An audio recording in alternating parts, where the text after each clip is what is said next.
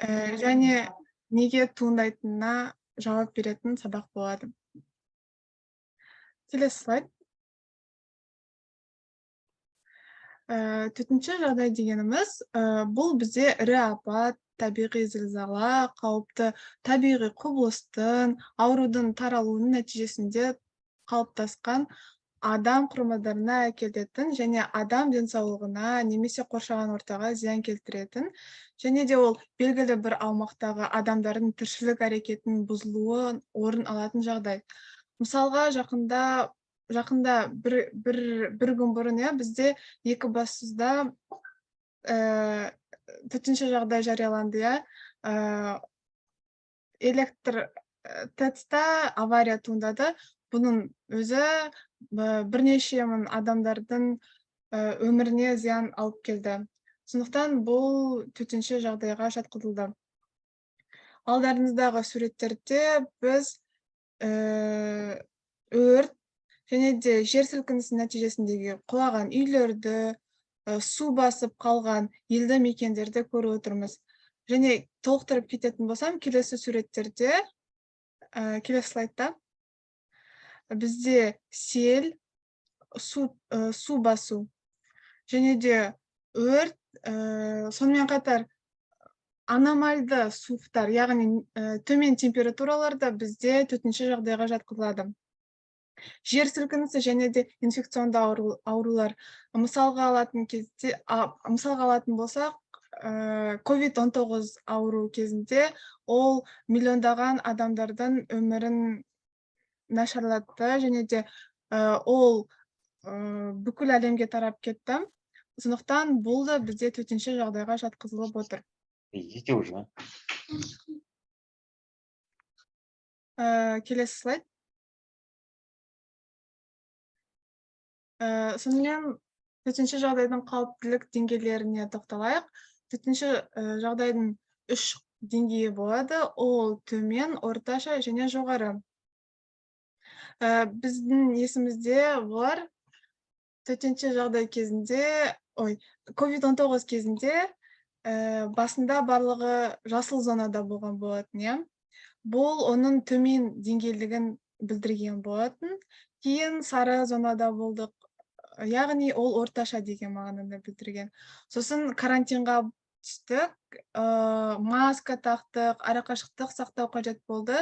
Ол қызыл деңгейде, яғни жоғары деңгейде болды дегенді білдірді.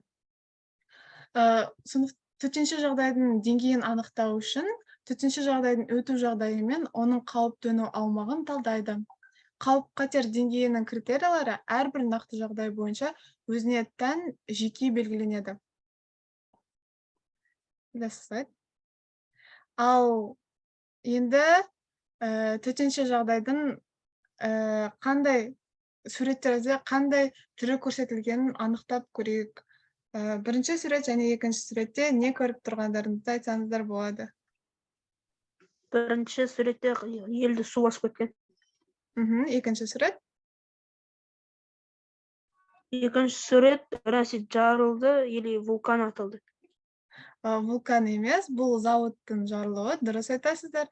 Және енді жаңағы 3 деңгейдің қайсына жататынын анықтап көрейік. Орташа немесе жоғары? Жоғары деңгей. Мұнда тіпті үйдің, машинаның өзін алып кеткен. Амда өте қатты жарылыс болды, яғни жоғары деңгей. Жарайсыздар, жауаптарыңызға рахмет. Ары қарай өтейік. Жаңағы слайдтар бойынша сіздерде сұрақтар туындаған жоқ па ешқандай? Жоқ. Енді онда неліктен төтенше жағдайлар туындайды деген сұраққа өтейік. Сіздердің ойларыңызша неліктен төтенше жағдайлар туындайды? Ең бірінші соны өздеріңізге қойып кетейін. Қауіпсіздік сақтамаған үшін. Дұрыс. Тағы да?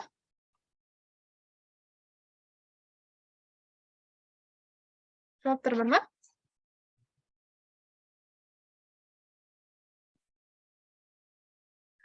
Жақсы, онда төтенше жағдайлардың неліктен туындайтынына сөз келеді. Олардың пайда болу себептері бойынша негізгі 3 классқа жіктеледі. Бұл табиғи төтенше жағдайлар, техногендік төтенше жағдайлар және экологиялық төтенше жағдайлар. Осылардың үшеуі бір-бірімен қандай айырмашылықта болатынын қазір менің серіктесім Әсел айтып кетеді. Әсел, сөз кезегі өзіңе. Барлықтарыңызға сәлеметсіздер ме? Менің аты жөнім Бекмұрат Әсел. Мен де менің серіктесім Аружан Әмірова сияқты ЮНИСЕФ Қазақстан және ұлттық волонтерлер желісінің ұйымдастырып жатқан BCF бағдарламасының волонтерімін.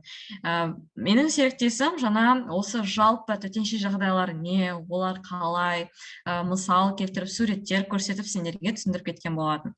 Енді мен қазір олар қалай бір-біріне ерекшеленеді, олардың қандай түрлері бар, олар қалай жіктеледі, сол туралы айтып кететін боламын. Біздің ең бірінші алғашқы сұрағымыз ол төтенше жағдайлардың түрлері несімен ерекшеленеді? Қалай ойлайсыздар? Олар қандай түрлері бар мүмкін? Немесе қандай бір-бірінен ерекшеліктері бар? Қалай жіктеледі? Біреу айтқысы келеді ма?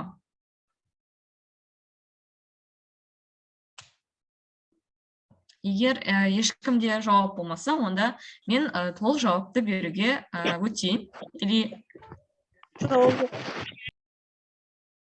Жақсы. Ең бірінші біздің бөлінетін ең алғашқы түрі төтенше жағдайлардың, ол табиғи сипаттағы төтенше жағдайлар. Бұл атмосфералық құбылыстардың, оттың, су объектілерінде су деңгейінің өзгеруі, топырақтағы өзгерістер, жер қыртысының қозғалысы нәтижесінде пайда болатын төтенше жағдайлар. Олардың тағы бір атауы табиғи апаттар, яғни оны біз басқаша түрде табиғи апаттар деп те атай аламыз. Сонымен қатар төтенше жағдайлардың басты себебі де сол табиғи апаттар болып саналады. Мысалға, мына алда 3 сурет тұр. Ең бірінші суретте ол орманда шыққан өрттер, көріп тұрғандарымыздай. Ал екінші суретте жер сілкінісі деген сияқты табиғи төтенше жағдайлардың нәтижесінде пайда болатын осындай үйлердің қирауы деген сияқты, үй құлауы мүмкін, сондай кездерде. Ал үшінші суретте бұл судың тасуы, суға мысалы ғимараттардың судың астында қалуы. Бұл да бір табиғи төтенше жағдай. Ең бірінші тағы бір айту керек нәрсе, ол табиғи апат, бұл табиғи құбылыс нәтижесінде адамдардың өмір сүруі мен олардың денсаулығына қатер төнетін құрылыстар мен табиғи объектілердің қирауы немесе жойылу орын алатын жағдай. Яғни бізде табиғи апат болған кезде осындай түрдегі нәтижелерге әкеліп соғуы мүмкін. Енді біз табиғи төтенше жағдайлардың жіктелуіне келейік. Олар 3 сипатта жіктеледі. Пайда болу себептері бойынша, ағу жылдамдығы бойынша, соңғысы оқшаулау мүмкіндігі бойынша. Пайда болу себептері бойынша олар жалпы 5-ке бөлінеді.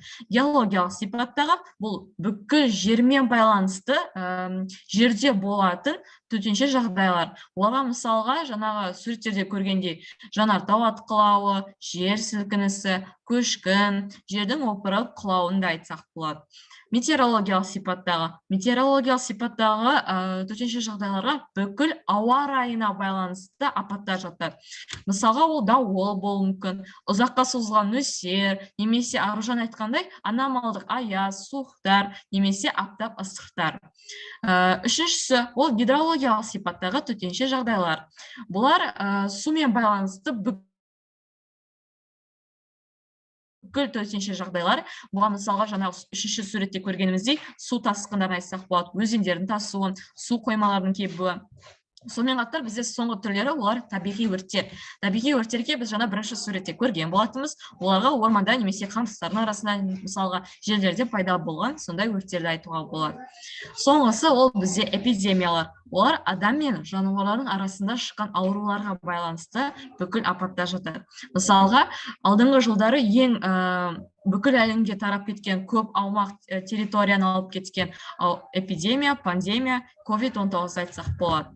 Енді бізде екіншісі ол ағу жылдамдығы бойынша. Олар жалпы 3-ке бөлінеді. Қысқа мерзімді және жылдам, ұзақ және баяу, соңғысы ұзақ және жылдам. Қысқа мерзімді және жылдам олар тез басталып, тез бітуі мүмкін. Мысалға, нөсерді айтсақ болады, жер сілкінісін айтсақ болады, дауылды айтсақ болады. Ұзақ және баяу, олар алатын жерлері де территориялары да ұзақ, үлкен ауқымды болуы да мүмкін. Олар уақытты да ұзақ алуы мүмкін. Және де оның қайтадан қалпына келу үшін өте көп уақытта кетуі мүмкін. Мысалға, біз су тасқындарын айтсақ болады, шымтезек батпақтарының тұтануын айтсақ болады, немесе су қоймаларының кебуі. Үшіншісі, бізде ол ұзақ және жылдам. Оларға айтатынымыз, олар ұзаққа дейін, яғни олардан қайтадан қалпына келуші өте ұзақ уақыт кетеді. Сонымен қатар олардың таралуының жылдамдығы өте тез, яғни өте жылдам. Мысалға, COVID-19 пандемиясы. Алдыңғы жылдары COVID-19 пандемиясы бүкіл әлемге тез көзді ашып жұмғаша тарап кеткен болатын, есімізде болса. Оны да айтсақ болады. Ал орман өрттері де және тағы да басқа апаттар кешіріңіз, балалар суретті кім салды, өшіріп тастауларыңызды сұраймыз. Ана сурет салған тақтаңызда ластик деген болу керек. Сонымен өшіріп тастасаңыздар, және де сурет салмаларыңызды өтінеміз. Жақсы, жалғастыра қойдым суреттерді. Енді бізде үшінші жіктелу, олар оқшаулау мүмкіндігі бойынша жіктеледі. Олар екіге бөлінеді: локализацияланатын, локализацияланбайтын. Яғни локализацияланғанға біз олардың бір шектеуі болады, ол апаттардың. Яғни олар мысалға өрт болуы мүмкін, су басуы мүмкін, олар бүкіл әлемге тарап кете алмайды. Ал локализацияланбайтын, олардың шектеуі болмайды, олар бүкіл әлемге де тарап кетуі мүмкін. Мысалы, ол дауыл, жер сілкінісі, аяз, пандемия, COVID-19 пандемиясы да бүкіл әлемге тарап кеткен болатын, есімізде болса. Енді екінші түрге өтейік. Оған өтпес бұрын мен қояр сұрағым, егер де осы табиғи төтенше жағдайларға сендерде бір қандай да сұрақ болса, қазір қойсаңдар болады, дауыстарын шығарып, немесе чатқа жазсаңдар болады. Сұрақ болмаса, онда келесі осы түрге өтейік. Барлығы түсінікті болды деген ойдам, онда келесі түрді бастайық. Бұл бізде техногендік төтенше жағдайлар. Бұлар өнеркәсіптік кәсіпорындарда, немесе құрылыста, көлікте, немесе құбырда апат нәтижесінде пайда болуы мүмкін төтенше жағдайлар. Олар нәтижесі өлімге, адамдардың денсаулығы мен тыныс-тіршілігіне залал келтіре алады. Сонымен қатар табиғат пен қоршаған ортаға да зиян әкелуге әкеп соғады. Мысалға, мына үш суретте көрейік. Ең біріншісінде, екіншісінде ұқсас, теңіз флоттарында немесе зауыттарда шыққан өрттер мен жарылыстар. Немесе үшінші суретте құрылыстар, құрылыс орындарда, қандай да бір құрылыс машиналарында, мысалға тракторда, немесе қандай да бір камаздарда техникалық ақаулар шыққан нәтижесінде осындай құрылыстардың орны тоқтап, бір қандай да апат болуы мүмкін. Сондықтан да балаларға да, немесе кез келген жастағы адамдарға ондай жерлерде жүруге тыйым салынады.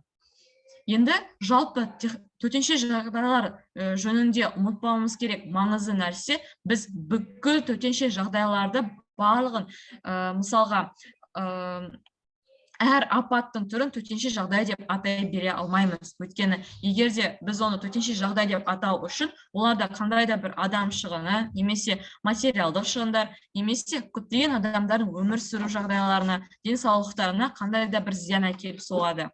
Сондай әкеліп соғу керек. Біз сонда ғана оларды төтенше жағдай деп атай аламыз. Енді біз жіктелуіне келейік. Олардың жіктелуі үш сипатта болады. Ең біріншісі салдардың ауқымы мен ауырлығы бойынша, екіншісі таралу ауқымы бойынша, соңғысы ол шығу табиғаты бойынша. Салдардың ауқымы мен ауырлығы бойынша жалпы үшке бөлінеді: ұсақ апаттар, ірі апаттар және ауқымды апаттар. Ұсақ апаттар олар кішкене оқиғалар болуы мүмкін. Яғни олар ондай үлкен ауқымды жерді алып жатпайды, немесе қайтадан тез басталып, тез бітуі мүмкін деген сияқты апаттар жатуы мүмкін. Ал ірі апаттар, олар енді адамға да, денсаулыққа да, басқа да ортаға тигізетін әсері үлкен болуы мүмкін. Ал ауқымды апаттар, ауқымды деп айтып тұрғандықтан, олар дүлей зілзалалар, яғни ол жақта адам құрбандықтары, немесе елеулі материалдық шығындар, немесе басқа да үлкен ауыр зардаптарға әкеліп соғады. Екіншісі таралу ауқымы бойынша олар жалпы 4-ке бөлінеді. Объектілік, жергілікті, аймақтық және соңғысы жаһандық.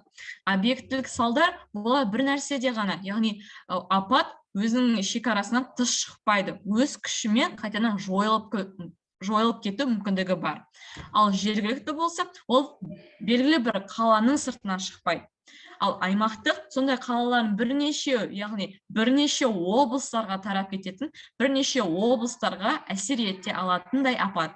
Ал жаһандық болса, жаһандық деп айтып тұрғандықтан, олар бүкіл әлемге бірнеше елдерге де әсер ете алатындай үлкен аумақты апаттар. Ал енді шығу табиғаты бойынша жіктелуге керек, олар жалпы 6-ға бөлінеді. Мысалға, көлік апаттары, өрттер мен жарылыстар, қауіпті заттардың шығарындылары, ғимараттардың, құрылыстардың құлауы, гидродинамикалық авариялар, соңғысы тіршілікті қамтамасыз ету жүйелеріндегі авариялар. Көлік апаттары, олар жолда кездесетін автокатастрофалар деп айтсақ болады, немесе көліктердің үлкен жеңіл болсын, ауыр түрде көліктер болсын, транспорттардың бір-бірімен соғысып қалу деген сияқты. Ал өрттер мен жарылыстар жаңа біз екі суретте көрген болатынбыз. Теңіз флоттарында немесе зауыттарда шыққан өрттер мен жарылыстар. Міне, бірінші, екінші суреттерде. Енді қауіпті заттардың шығарындылары. Олар улы, радиоактивті, биологиялық қауіпті апаттар нәтижесі. Яғни, біз оған мысал ретінде Қазақстандағы Семей полигонын айтсақ болады. Ғимараттардың, құрылыстардың құлауы. Жаңа біз бұны үшінші суретте көрген болатынбыз. Құрылыс орындарда шыққан техникалық ақаулардың нәтижесінде пайда болатын апаттар. Ал енді гидродинамикалық авариялар, олар көбінесе бөгеттерден келеді, яғни су бөгеттерінің жарылуы немесе су бөгеттерінің бұзылуы деген сияқты. Осындай тіршілік қамтамасыз ету жүйелеріндегі авариялар, олар коммуналдық, электрикалық, энергетикалық, немесе тазарту құрылыстары, сондай сияқты жаңағы энергетикалық, сондай энергиямен қаланы қамтамасыз ететін жердегі станцияларда пайда болатын апаттар. Оқушылар, біз міне осы техногендік сипаттағы төтенше жағдайларды бітірдік. Егер тағы да сұрайым, қандай да бір түсініксіз немесе тағы да бір қандай да сұрақтарыңыз болса, қазір дауыстарыңызды қосып қойсаңыздар болады, немесе чатқа да жазсаңыздар болады. Барлықтарыңызға түсінікті болды деген ойдамын. Онда үшінші түрге өтейік. Соңғы түрі ол экологиялық сипаттағы төтенше жағдайлар. Адамның іс-әрекеті немесе табиғи құбылыстар нәтижесінде пайда болатын апаттар, экологиялық төтенше жағдайлар биосфераның елеулі бұзылуына әкеліп соғады, және адамдарға да, жануарларға да, өсімдіктерге де жалпы алғанда бүкіл табиғи ортаға, қоршаған ортаға зиянды әсер етеді. Мысалға, алда 3 суретті. Ең бірінші суретте ол зауыттардан болсын, мысалға, көліктерден болсын шыққан улы газдар, көмірқышқыл газдары біздің оттегінің ластауы, біздің ауаның ластануы. Ал екіншісі бұл мұхиттарда, теңіздерде, мысалға мұнайда немесе пластикалық қоқыстардың немесе әртүрлі кез келген түрдегі қоқыстардың әсерінен су әлемінің зиян шегуі. Мысалға бізде суда осындай қоқыстарды тастаса, оның зиян алатын бізде жануарлар да болады су асты әлемдегі, немесе су өсімдіктері де болады. Оған адамдар да кіреді, суда мысалы жүзіп жүрген. Ал енді үшінші суретке келейік. Үшінші суретте ол судың тартылуы. Яғни бұл экожүйе бір бөлігін жоғалтқан, соның кесірінен су тартылып қалады. Ол тағы да өсімдіктерге де судағы, немесе жануарларға да, адамдарға да әсер өте қатты зиян береді. Мысалы, Қазақстандағы Арал теңізін айтсақ болады. Қазір Арал теңізі осылай тартылып қалды да, енді оның Арал теңізі теңіздер өздері тұзды болғандықтан, оның тұздары адамдарға зиян тигізіп жатыр, Қызылорда облысындағы. Енді экологиялық төтенше жағдайлардың басты ерекшелігі, олардың себептері табиғи апаттар да, антропогендік факторлар да бола алады. Яғни адам қызметімен байланысты бүкілі.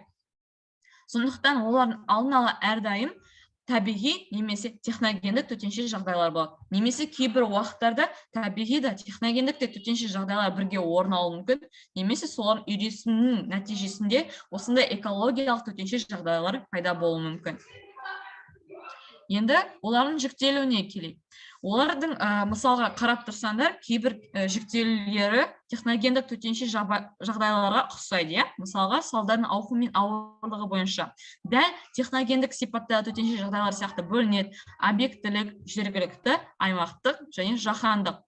Объектілік тағы да бір қысқаша айтып кетейік. Объектілік ол бір нәрседе қана ол өзінің болып жатқан орнынан сыртқа шықпайды. Ал жергілікті белгілі бір қала сыртынан шықпайды. Ал аймақтық болса бірнеше облыстарға әсер етеді.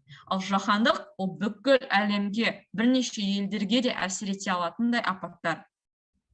Ал енді екіншісі, құбылыстардың көзі мен сипаты бойынша. Олар жалпы төртке бөлінеді: жер күйінің өзгеруі, топырақ, жер қойнауы, ландшафт.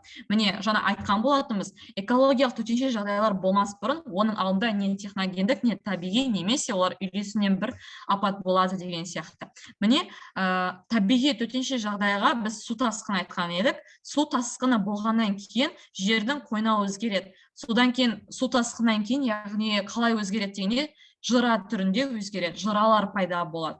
Осы жыралар жер күйінің өзгеруінің бір түрі. Бірінші көріп тұрғандай табиғи төтенше жағдай болды, екіншісі экологиялық төтенше жағдай болды. Енді екіншісі атмосфера құрамы мен қасиеттерінің өзгеруі. Оттегінің мөлшері, озон қабаты, климат. Жаңа біз бірінші суретте көрген болатынбыз, айтқанда болатынбыз, зауыттарда немесе көліктерден шыққан улы газдар, көмірқышқыл газдары болсын, біздің таза оттегіні ластайды. Ал енді гидросфера жағдайының өзгеруі. Ауыз су қоры, су құрамы, су көздері. Жаңа екінші суретте көрген болатынымыз, тағы да көрсетейін. Пластикалық қоқыстар болсын, мұнай болсын, теңіздерден алынатын, мұхиттардан алынатын, қандай да бір кез келген түрдегі қоқыстар біздің табиғатымызды, соның өзінде су асты әлемдегі жануарлар мен өсімдіктерге де үлкен зиян тигізеді. Биосфера күйінің өзгеруі, биоалуантүрлілік және олардың көбеюі. Биоалуантүрлілік бізде көбінесе жануарлар мен өсімдіктердің арасында көп болады. Енді соңғысы бұл бізде ұзақтығы бойынша жіктеледі. Олар үшке бөлінеді: қысқа мерзімді, ұзаққа созылған, қайтымсыз. Қысқа мерзімді бұл экологиялық төтенше жағдай болғаннан кейін ол өзі басталып, өзі тез қайтадан бітіп қалуы мүмкін. Сонымен қатар бұны қайтадан қалпына дұрыстап орнату үшін, қайтадан қалпына келтіру үшін адамдардың ешқандай көмегін қажет етпейді да. Ал сонымен қатар ұзаққа созылған, бұлар енді бұндай түрдегі апат болғаннан кейін көп адамдар оны жүйелі түрде қадам-қадаммен дұрыстап қайтадан қалпына келтіруге тырысады. Яғни адамның күшін қажет етеді. Ал қайтымсыздық түрдегі апаттар болғаннан кейін олар бастапқы түріне қайтадан орала алмайды. Адамдар қанша күш, қанша уақыт жұмсаса да, бұлар қайтадан орнына келмеуі мүмкін. Бұл эволюциялық экологиялық қайтымсыз заңына байланысты. Ол туралы ақпарат беріп кетейік. Олар элементтердің бір бөлігін жоғалтқан экожүйе бастапқы түріне қайтадан орала алмайды. Мысалға, Арал теңізі, Арал теңізі өзінің бастапқы бір экожүйесін жоғалтып, енді қазір адамдар қанша уақыт кетірді, қанша мысалға технологиялар құртты, мысалға осы теңізді бастапқы үлкен ауқымды түріне қайтадан оралта алмай жатыр деген сияқты. Біз енді осы үш жалпы төтенше жағдайлардың жіктелуі, олардың түрлері, қалай ерекшеленеді, олар мысал келтіріп кеттік. Енді оқушылар араларында сұрақтар болса, қазір қойсаңдар болады. Тағы да дауыстарын шығарып немесе чатқа жазып. Арал неге қайтып келе алмайды? Себебі ол сен қашып кетті. Арал теңізі мысалға қазір бұрында өте үлкен теңіз, суы мөлшері көлемі көп, ауқымды жер алып жатқан теңіз еді. Бірақ та ол өзінің бір экожүйедегі бір түрін жоғалтқан болатын. Яғни адамдардың да осы экологиялық төтенше жағдайлар көбінесе адамдардың іс-әрекеттерінің нәтижесінде пайда болады. Олардың да әсері болуы мүмкін деген сияқты. Ал енді қазір қаншама уақыт болды, адамдар сол істеген істерінен, мысалы, өздері де зардап шегіп жатыр, бір жағынан өздері қажет етіп жатыр қайтадан деген сияқты. Сол үшін де біз әр қадамымызды дұрыстап, ешкімге де зиянды зардап шектірмейтіндей қадам жасап жүруіміз керек. Енді біз сурет салайыққа келдік. Әрі қарай біздің тақырыбымыздың қызықты сергіту бөліміне өтеміз. Менің серіктесім Аружан сендерге әрі қарай жалғастыратын болады. Ендігі сендердің шығармашылық, мен даусым естіліп тұр ғой, барлықтарыңызға? Иә, Шығармашылық сатымызды жалғастырайық. Бұл қазір жаңа Әсия сендерге табиғи, техногендік, экологиялық төтенше жағдайдың 3 түрін айтып кеттім. Осы біреуінің кез келгенін таңдап, сурет ретінде салып, біздің Инстаграм парақшамызға салып жіберсеңіздер болады. Ол KZ нижнее подчеркивание NFS парақшасы, бұл ұлттық волонтерлар желісінің парақшасы болып кетеді. Келесі бізде ойын, жаңағы тақырып бойынша сіздерге 2 жауап варианты беріледі, және сіздер соған жауап қайтарасыздар. Чатқа жасаңыздар болады. Негізі чатқа жасаңыздар ыңғайлы болады. Әйтпесе барлықтарыңыздың дауыстарыңыз жаңғырып кету мүмкіндігі болады. Иә? Ойынның аты Time to Club.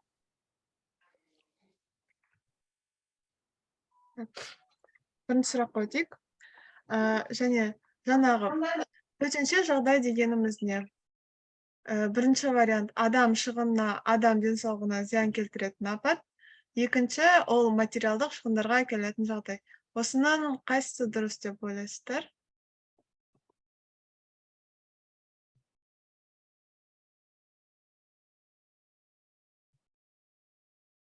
Оқушылар. Сіздерге көрініп тұр ма?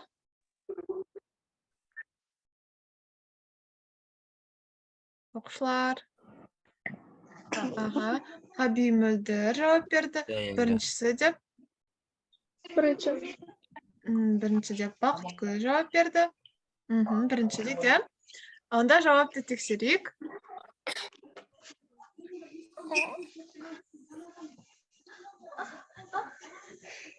Әсел, жауапты тексерейік. Жауабын көрсетіңіз бізге. Өте дұрыс. Жарайсыздар. Келесі сұрақ.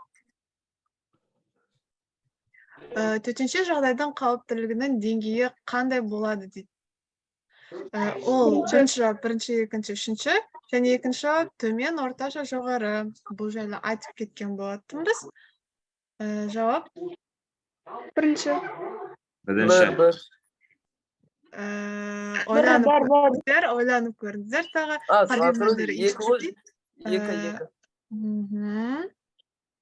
Екі дейді. Жауапты тексерейік. Дұрыс, жарайсыздар. Жаңа айтып кеткен болатын бізде төмен, орташа, жоғары деп. Келесі сұрақ. Фотосуретте төтенше жағдайдың қандай түрі көрсетілген? Мұқият қарап алыңыздар. Техногендік. Екінші. Екінші дейді. Дұрыс, өте дұрыс. Жақсы, жарайсыздар. Төртінші сұрағымыз. Табиғи сипаттағы төтенше жағдайлардың пайда болу себептері бойынша олардың жіктелуін таңдаңыздар дейді. Мұнда 4 жауап берілген. Табиғи өрттер жіктелуі. Ойланып көрейік тағы да. Үшіншісі. Мүмкін барлығы дұрыс шығар. Олай бола ма? Төртінші жауапта тұр ғой. Қалай ойлайсыздар? Онда төртінші. Барлық нұсқалар дұрыс деген жауап түсті. Жауабын көрейік. Кім барлық нұсқалар дұрыс дедіңіздер? Бұл дұрыс жауап. Жаңа бұның барлығы негізі жіктелуіне жатады, табиғи сипаттағын. Келесі сұрақ. Мұна төмендегілердің ішінен техногендік сипаттағы төтенше жағдайлардың жіктемелерін таңдаңыздар дейді.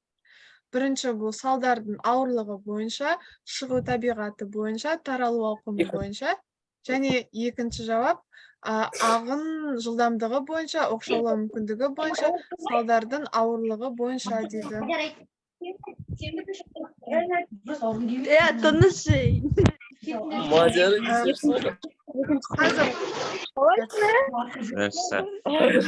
Қазір Қалайсың? балалар сұламаймыз. Қазір сабақ аяқталып қалады. Бізде 40 минут қана берілген.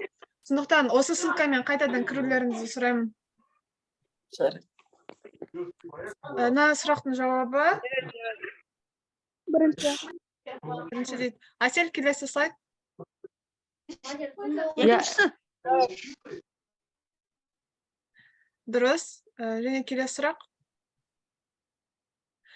Дұрыс жауапты таңдаңыз дейді. Төтенше жағдай таралу ауқымы бойынша қандай түрге бөлінеді?